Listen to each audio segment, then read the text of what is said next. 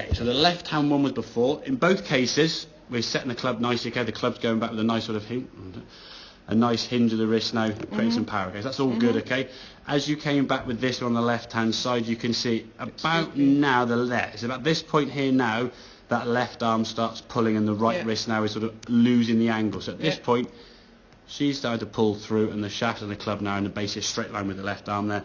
As you then swing through now, if we look at the impact, you can see left elbow very different to how it was at setup. If I quickly scan back to your setup, you'll see if you look at your left arm is there and go back to there, it's a very, very different with the left.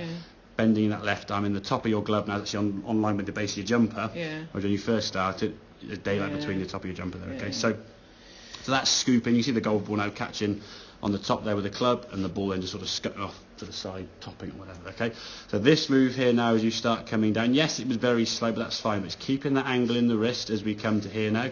So the left arm now is there, the club is behind it, so you still maintain power. Now, to be fair, there's more an angle you could maintain, but at the moment I don't mind that amount. That's okay. So that would be so the club could be exactly more sort of hinged. If you get towards 90 degrees, perfect. Okay. So the hands start coming now to this point. There's a finish line where the club and the golf ball are, and the hands are going to get to that point. And when the hands get to here now you give it that kind of slap with the club with that right hand, and you unhinge your wrist as you come into the golf ball here now. Look at that impact.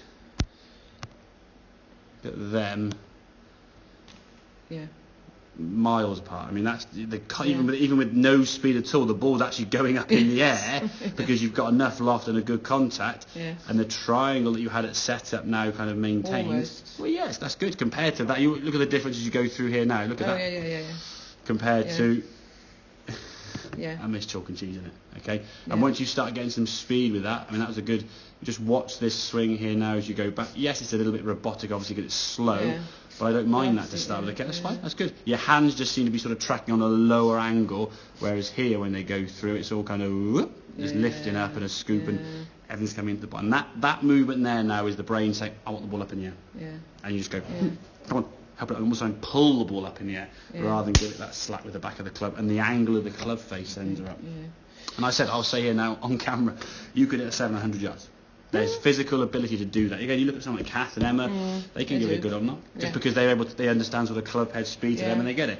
You're a better sort of chipper and putter than probably, because their power is so good that they can't then bring it back to a small shot, which is all kind of, it swings and roundabouts, okay? But if we can work on that impact, for me, the angle of the wrist is much better, okay? Your arms are starting to drop better now. You're moving onto that left side. If you notice, your left foot hasn't moved at all in this instance, because there's no need to lift up at all, because everything's going down and to the left rather than this sort of up and lift to the right, okay? So if you can practice that impact, and like I say, whether it's an impact bag, if you just turn the club upside down and do some of the sort of slaps there, you can put a pillow on the floor, just something on the floor, whatever. Poor guy just stood there on the bag, go on my knee, need a knee operation, just give it a whack, okay? Whatever you want, okay? But the thing you got to try and remember is there's a point above the ball where your hands are going to get to.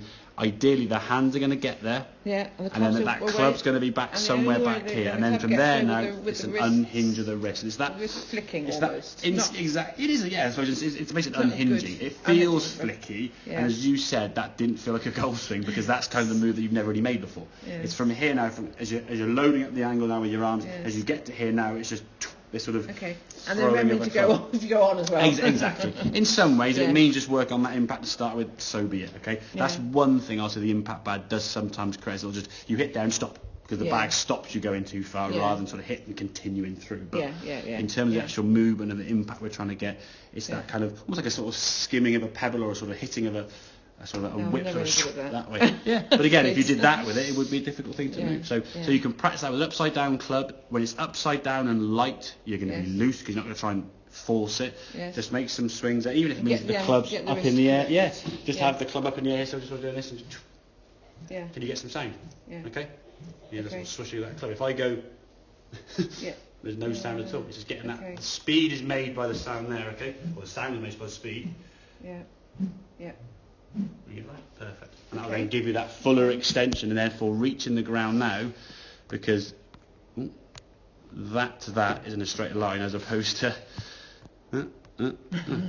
that's basically your left arm and the club stay the same length, but if the left arm bends, it shortens the length from there to there. You see? Geometry.